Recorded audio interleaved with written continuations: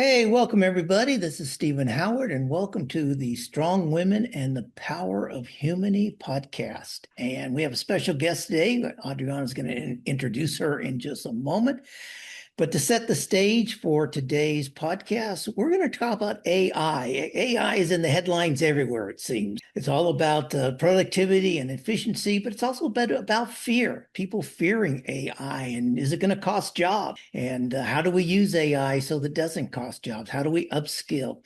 So let's learn about artificial intelligence, particularly from a woman senior leader standpoint. So with that in mind, Adriana, could you say hello to our audience and then introduce our special guest for us? Of course. Hey, hello, Stephen. Hello, everybody. And so happy to be in another episode of Strong Woman and the Power of Humany. And definitely, we have a special guest, a friend, and a special guest today, Ana Isabel. So let me take just a few minutes to read her bio and introduce her. Ana Isabel Andrade served as a chief of staff at Grupo Sheva, where she leads strategic, operational, and decision-making processes across multiple business areas. She has a background in strategy, cybersecurity, and digital transformation, including experience collaborating in projects with firms such as McKinsey and Company, as well as initiatives in education and skill development.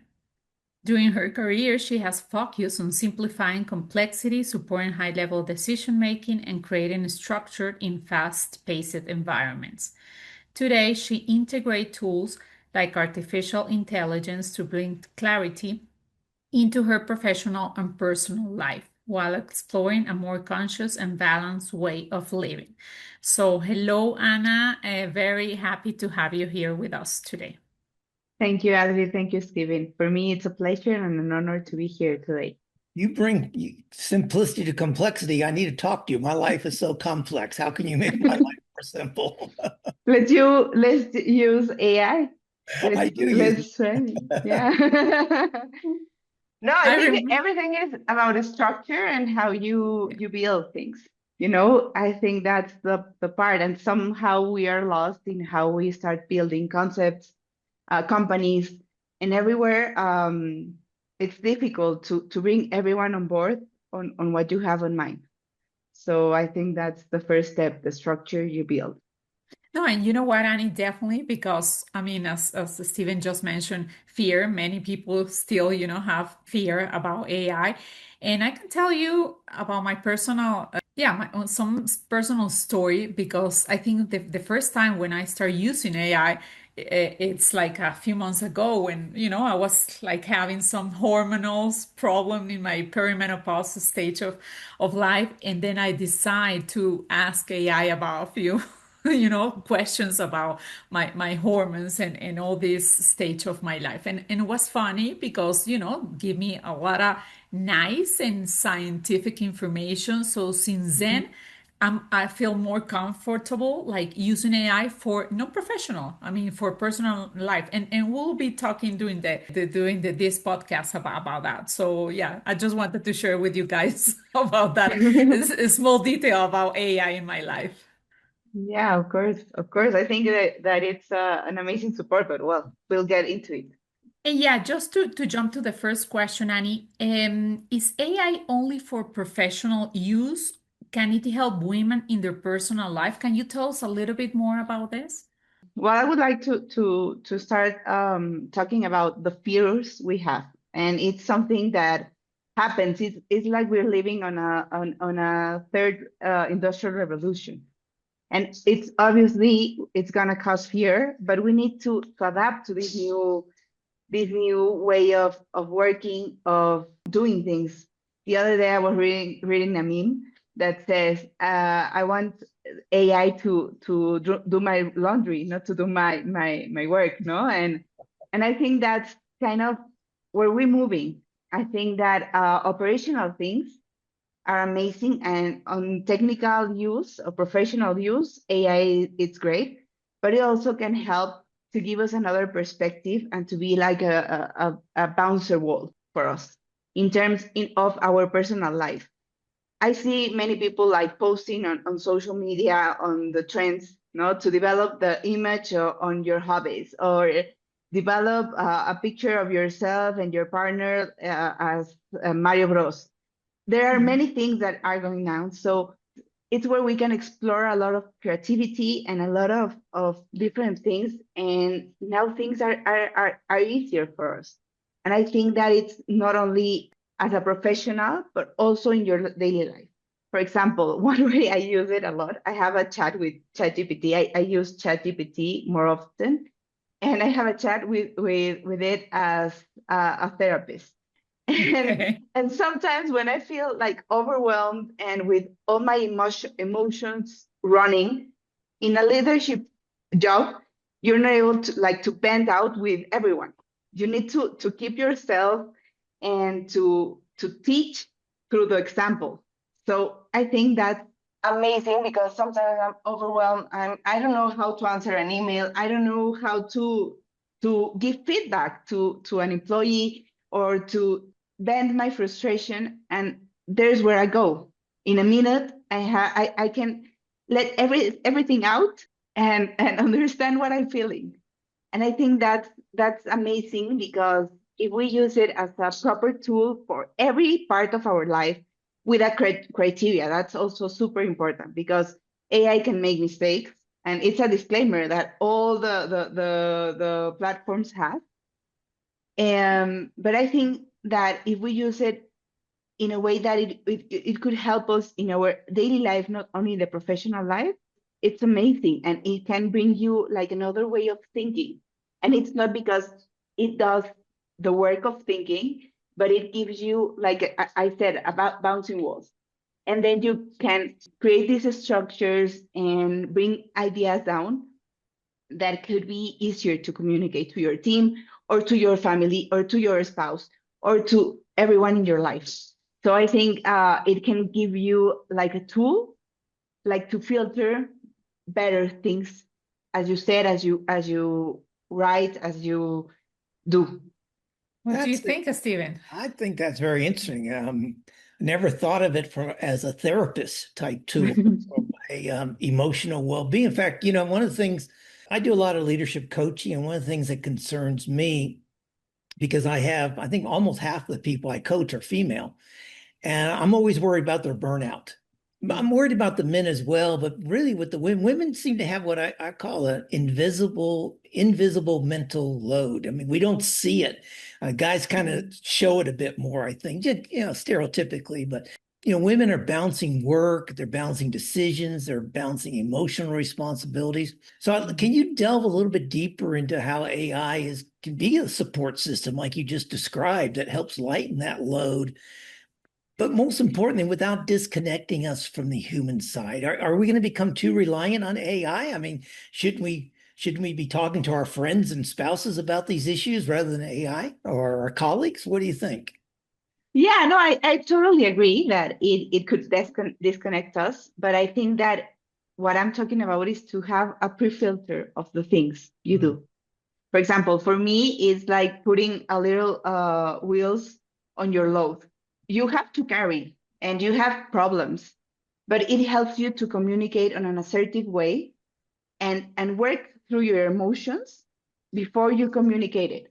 And that's something we don't have. Yeah, you can talk with your friend, with your partner, but when you feel frustrated, you want to scream, you want to, and then like the AI can help us to have control of that. And what I'm talking about is, for example, I'm in charge of my house. No, I'm a stepmom. I have like these different stressors that build on my load. Right. So it's not only the work, it's also what we are going to cook on the week. If my husband forgot the keys of the house, it's so many things that, for example, I did the other day a plan for the cooking in my house for a month. What I need for the supermarket in terms of the amount of people we are. And it gives me a document ready for me to just open my app on the cell phone for the supermarket and order it. And for me, that's like, I can breathe again, because I A don't feel relief. so overwhelmed. So that's why what I mean on putting some wheels on your load, because it's not like a magic experiment, or it's not like the solver, or it's not that we should rely on everyday decision. I think that that's the part of the criteria I was telling you. Because if we rely and we all everything we do, we depend on the AI, but it's not going to work for us. We need to make our own decisions. But I think, for example, I'm feeling this way, I'm taking these medicines. These are normal effects of this medicine, for example? And it tell me, yeah, it could be. I recommend you to make these tests and talk with your doctor. So for me, it's okay. It helped me to keep going with my burden. And you know what? That's true, because I mean, for our audience, I think it's something cultural, because in Latin America, women have much more responsibilities at home than men. Maybe in other countries is different, definitely. But the other day I was talking with somebody, and this person saw my agenda, and I was telling him that, yeah, I have my agenda from home, from my personal things, and then I agenda for work. And he was asking me, but why do you have two agendas? One, because I have, yeah, I write everything that I need to pay at home, laundry, dry cleaning, things about my son, about the supermarket, about the maid, about so many things. So this is why Stephen was asked, like, sometimes that's true. Women, we have like so much pressure, so many responsibilities. I don't want to feel like, dramatic or like a victim but or something. it's true. I mean, in our Yeah. Latin American culture, it's like that, at home. And then this is why we're so stressed. And definitely, I think AI can help us in many ways to simplify our day to day. Yeah, exactly. And it's like when you have a piece of paper and you put your to-do list. You can do it with AI. Tell AI, like, please help me prioritize and organize by field of responsibility, for example. Like it's something I need to do for my house, it's something I need to do for my job, it's something I need to do for my personal projects. That can help you. And also, if you don't know how to use some tools like I don't know, Notion or these Asana, it can help you to understand, to make you more efficient on certain things, that can help you understand how to use it, how to do it, to make your life simpler. Yeah, and you know what? I love the analogy that you did about AI, about putting wheels on your suitcase. No, it doesn't remove the weight, but it makes the journey more manageable. Definitely, it is like that. Thinking about one thing, do you talk about emotions?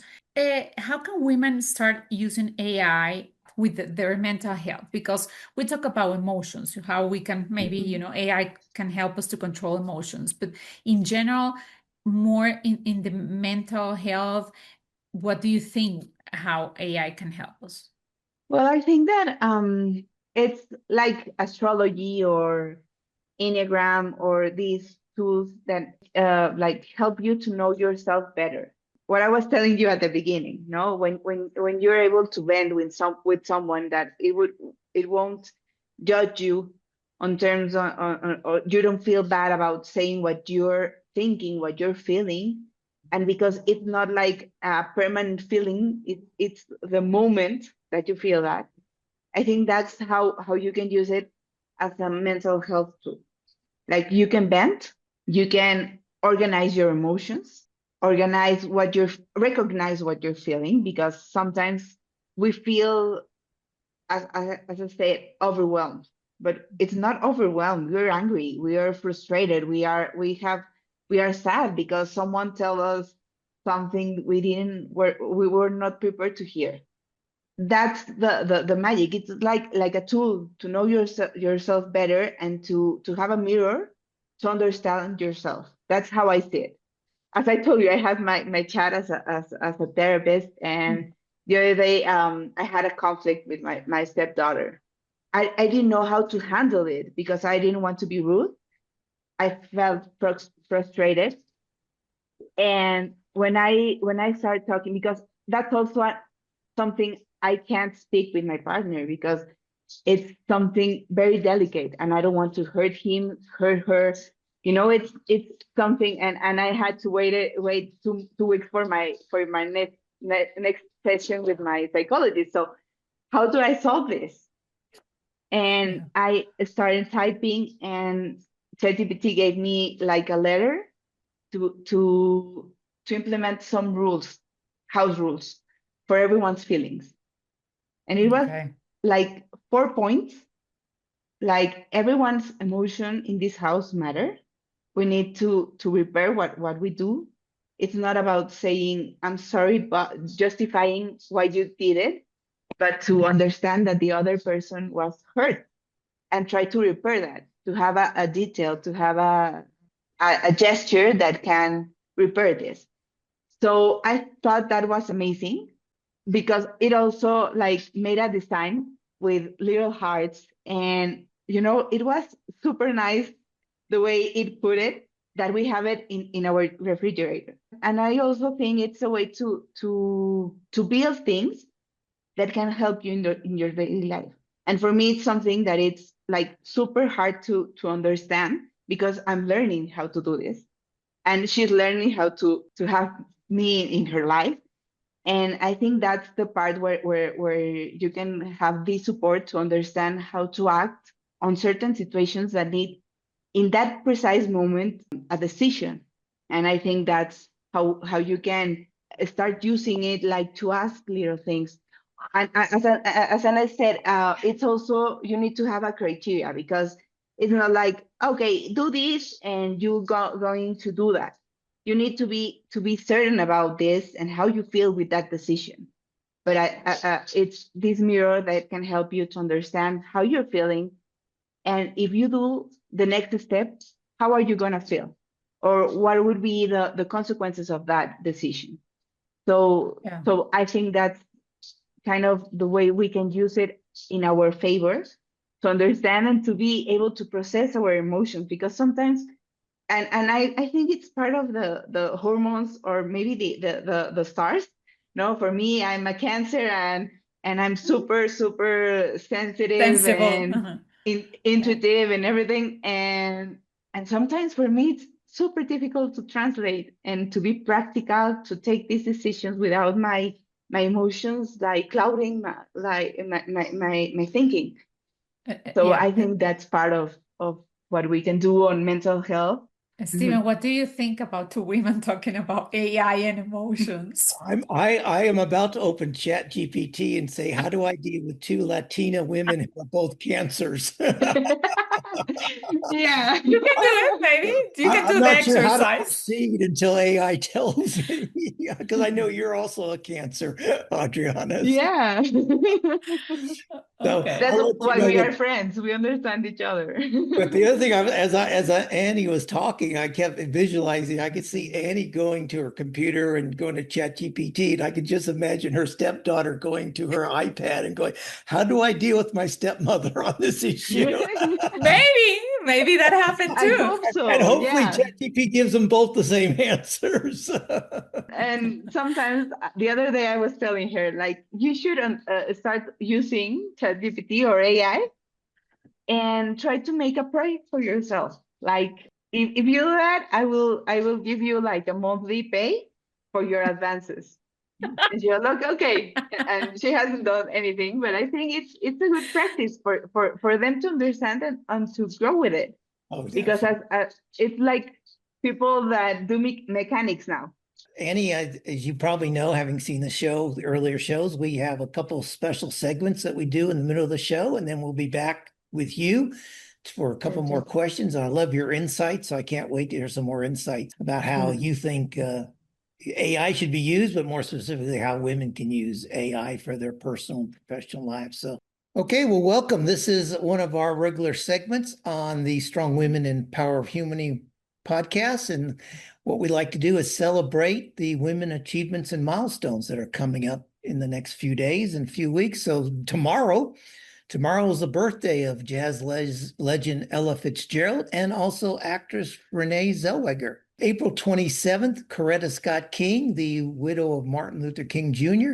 She was born in 1927. And Kirsten Newshafer of South Africa was the first woman to win the Around the World Golden Globe sailing race in 2023. So congratulations to her, quite an achievement. May 1st, Gwendolyn Brooks became the first African American to receive the Pulitzer Prize for Literature. And May 2nd, fashion designer Donatella Versace was born in 1955. So for those of you who are into fashion, you can celebrate her birthday on the 2nd of May. And on the 3rd of May, Margaret Mitchell, who wrote the book Gone with the Wind, which obviously became a very famous movie, she received the Pulitzer Prize for that novel in 1937. And on May the 4th, Margaret Thatcher became the first female prime minister of the United Kingdom in 1979, quite a milestone. And this one might interest both of you. On May the 4th, 2.5 million people attended a free concert by Lady Gaga in Rio de Janeiro. And again, I don't have the date there, but I believe it was 2023. That set a new record for the highest attended concert by a female artist. You may be able to guess who had the previous record. Believe it or not, it was set 2 years earlier by Madonna in the exact same venue, but Madonna only attracted 1.1 million people. So Lady Gaga doubled that in her free concert. On May the 5th, Chanel No. 5 perfume launched in 1921, about just over 100 years ago. And on May the 9th, the Federal Drug Administration in the United States approved the world's first commercially produced birth control pill. And that was in the 1970s. And boy, has that definitely changed the lives of women around the world since then. And on May the 10th, this should interest both of you, L.A. Ochoa became the first Hispanic woman in space. And that was her birthday, May 10th, 1958. And she's the first Hispanic woman in space. So celebrate her birthday on May the 10th, which I know also women in Mexico and other parts of Latin America will also be celebrating Mother's Day that day. So those are some women's milestones and achievements we should look out for. And Adriana, you want to talk about some of the general celebration days we have coming up in May? Oh, yeah, of course.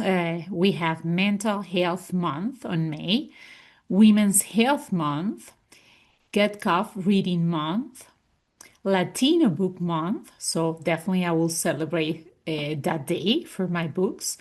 National Recommitment Month, and some specific days. May 3rd, World Laugher Day. Interesting. May 5th, of course, our Cinco de Mayo. May 6th, World Maternal Mental Health Day. Interesting, of course, for the mothers. May 10, Mother's Day in Mexico and some other parts of Latin America. May 15, International Day of Families. May 21st, World Meditation Day. I love it. And also May 21st, World Day for Cultural Diversity.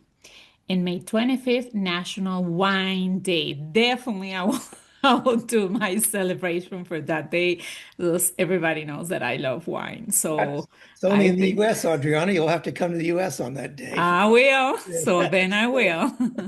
Okay.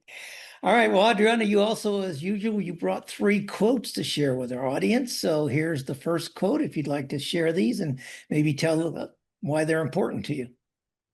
Yeah, this quote it's about my second book, Strong Women Speak About Beliefs and Values, is nothing in life is to be feared. It is only to be understood, from Mary Carey. I mean, all the quotes that I have in my books, they inspire me in so many moments in my life. So I just choose this one, but I really like it. Annie, you should put that quote up in your office so that people AI is not to be feared. It's only to be understood. That's right. From Ada Lovelace, that brain of mine is something more than morally mortal, as time will show. Interesting. Interesting. And the last one, like what you do, and then you will do your best, from Katherine Johnson. So we know how Katherine Johnson now is just everybody talking about her. So yeah, this is my 3 quotes for today. Excellent. Thank you very much. And for those in the audience who don't know, Katherine Johnson is the person behind the movie Numbers, I believe it was called. She was the mathematician at NASA who helped figure out how to bring Apollo 13 back from its orbit safely to Earth. So she was the mathematician who figured out how to do that. That's her background. So wonderful. All right. Well, thank you very much. Great quotations, and let us return to Annie and talk a bit more about AI. And let's not fear AI anymore, but let's talk about how AI can help women, particularly professionally and personally. So, Annie, what do you think about those quotes? Did you like those quotes? Yeah, I love them. I think it's really, really cool because as Katherine Johnson, I resonated with that one. No, when you like what you do it your best. Yeah, absolutely. Great. It's Yeah. amazing. Adriana and I, both as authors, we love quotations, and we know that words have the power to inspire and motivate. So we like to share the Right. quotations here on the Strong Women and Power of Humany podcast. So let's get back to you, Annie.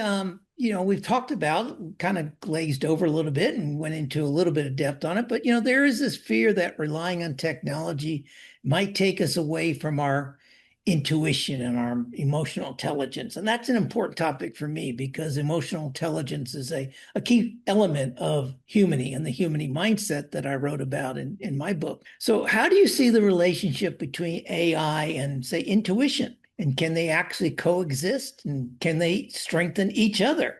Not just one way, but can it be a two-way strengthening? What do you think? Yeah, I totally think so. I think they can complement each other, as I was telling you, astrology, for example. I believe a lot in astrology, but not in the kind of way that they tell you. You need to dress in yellow because your star said that. No, it's a tool to know you better, to understand. For example, for me, my three most important things, my ascendant, my moon, and my sun, are water signs. So that helped me understand that my emotions are here. If you touch me, I can feel it. So I understand that I'm really sensitive, and even though I'm Cancer, this is bigger than that. For me, is this thing that the importance is to know yourself, to understand who you are, how you act, how you react to things. And I think that's a way AI can help us understand if we use it as a tool for ourselves. It can be our coach, it can be our therapist, it can be our friend, but also we don't do what our friends tell us. We don't do what someone in YouTube said or do, or even though this podcast, we don't follow what you say as sheep. It's part of our criterion and how we understand the world, and we said, okay, this is interesting. I want to hear more about this. I want to learn about humani, and I want to apply it. And that's how the AI can be used. How do I apply humani to my personal life? Go ask AI that. I'd like to see the answer. Yeah, of course, because what AI is, all the knowledge we have in internet. So it's not something that it's new. It's something that we have created the structure to have a quicker access to this information. How we can use it as a complement of the intuition. Intuition can give you the final decision. How does this feel? Nice. Quick follow-up. Did you tell your AI therapist that those are your three water signs and so that knows you better? Or did you share that with the AI? Yes, of Okay. course. And also, I want to tell you that for Valentine's, I gave my husband our synastry to understand what were our points in the relationship, and to understand why he was acting sometimes with these things and why I'm the way I am. And I think that's amazing because it makes your astral chart, and you can understand, for example, that type of thing. Or if you want to know your numerology, for example, you can do it, and it can give you an introduction. If you are interested, you should go deeper and understand, and maybe read a book about numerology, or but it can give you an intro to these topics that are to know yourself. Definitely, it's a tool. Like you mentioned. I mean, it's a tool. It's not like you have to follow, all the tips maybe that AI will give you, but you have your own criteria, your own decision making, but yeah, definitely. And talking about strong women, that Annie is my personal brand now, is a strong woman. All my books, they have this title about strong women. And when we talk about being a strong woman today, the narrative shifting from doing everything alone to building better system of support. So how can embracing tools like AI be part of more compassionate, sustainable definition of strength? Tell me, what do you think about it? Yeah, I totally think that it's like a tree, no? The deeper the roots go, the stronger it gets. And also it's like resiliency. As they said, no, I think that it's like a famous quote that I don't know who said this, but like to raise a kid, it takes a village. And I think that's something that we can include AI as a part of that village. It doesn't mean you don't need your human support, your friends, your psychologists, your coworkers, but it can simplify things. I think totally that, for example, you can do a financial model in 30 minutes with the help of AI instead of 4 hours. And it's not that the AI is gonna give you complete this financial model, but it can help you to get there. And I think that's part of these support systems that can make easier things. It's like having like a personal assistant, an accountant. It can be flexible in that terms. And I think that's important because we are strong women, but we need support, and everyone in this world needs support. And as I said, it takes a village to grow, and it's part of deepening our roots and understanding the world better, new topics in our life, in our career, how to do something we don't know. No, it can teach us a lot of things. It can introduce us to many things that we don't know, and maybe we don't understand how conflicts in the world are now.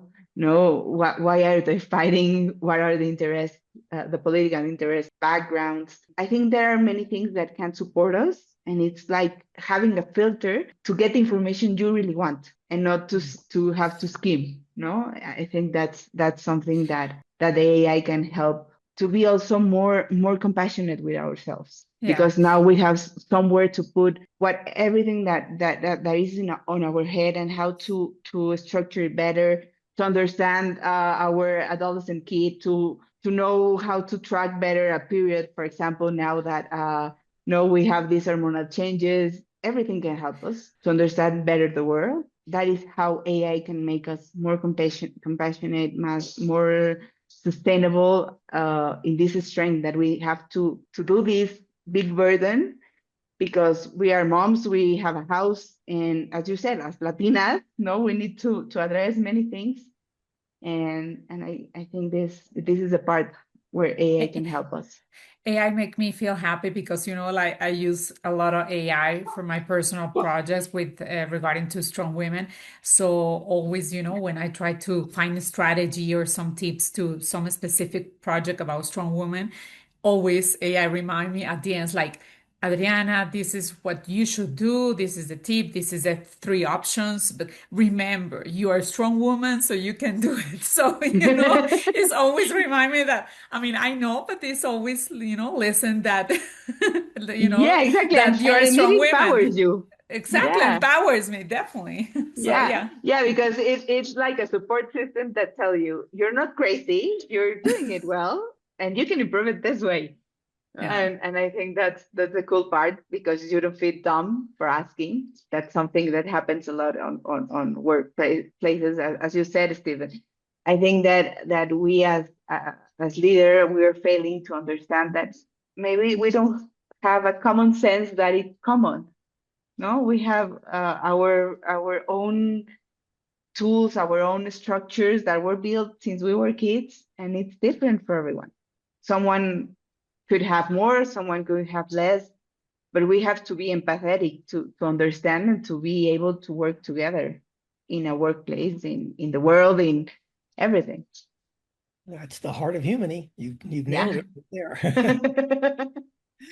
Annie, these are some great insights. I want to invite you back later this year to maybe talk some more, and I'm going to ask the audience to send us their questions for you as well. So Of course, we'd be I think that happy would to do that. be great if we had some audience questions, very specific questions, and we'll get you to talk about AI and the power of women again in the future. So thank you very much.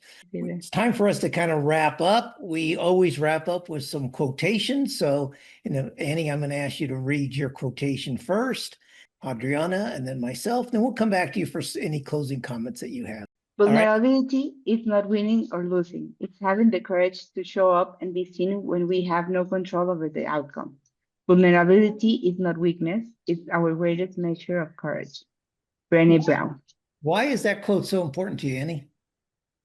Because I think that somehow we think we know it all, and recognizing that we don't know everything and we can help each other, it's part of what we're missing now. So I think vulnerability is amazing when you're able to open yourself up to the world and to everyone and understand and learn new things. That's why I love Brené Brown and this quote. I think it gets to my heart really strong. Very nice. Okay, Adriana, your quotation for today? Yeah, success isn't about how much money you make, it's about the difference you make in people's life. Michelle Obama. First of all, I think Michelle Obama definitely is a strong woman. And yeah, in today's world that everybody is just like focus, and make money. I don't think it's just about make money. Definitely, it's about your purpose in life. When you leave this world, like, what about the difference that you will make in people's lives? So for me, that's much more important than just to make money. And definitely, this is why I chose this quote. Well, I want to thank you both because both of those sentiments are very much in line with the human mindset and about being a difference maker and about being vulnerable. Vulnerability is an important aspect, particularly in the previous book I wrote about human leadership and the importance of being vulnerable as a leader. So I love it. Thank you very much. And my quotation is from myself, and it says, "Don't be a prisoner of your past. Be the architect of your future. The past is past. Let's look forward. Be the architect of your future." And so I hope you take those as words of wisdom going forward. Annie, you want to have any last minute comments, something to wrap up with? Put yourself back on camera and share with us if you would.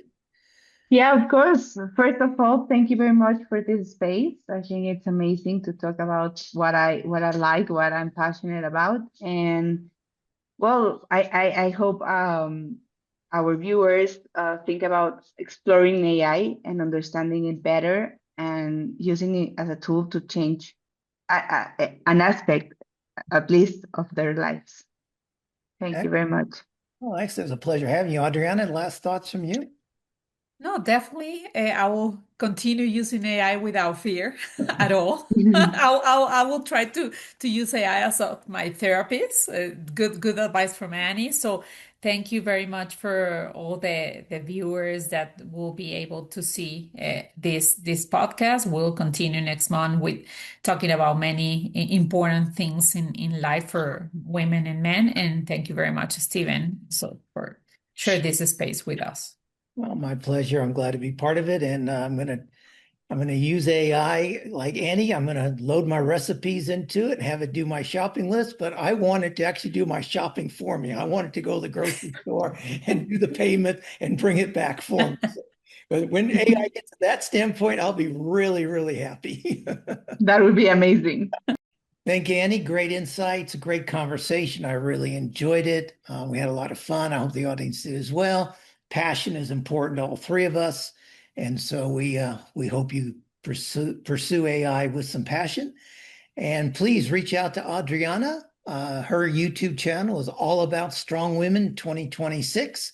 Please subscribe. When she uploads new videos, new content, you'll get notified, or follow her on Instagram, El Mundo de Adriana Fuentes Diaz on Instagram, Or if you'd like to follow me, my YouTube is at Humany Mindset, and I'm a bit boring. My Instagram is also at Humany Mindset, but at least I'm consistent, I guess. So thank you very much. It's been a great show. We hope you join us again next month in May. And at this point, we have no idea what the topic is going to be or who the guest might be, but we'll let you know in advance. So thank you very much. This is Stephen Howard signing off on behalf of Adriana and our special guest, Annie, Strong Women and the Power of Humany. Thank you very much.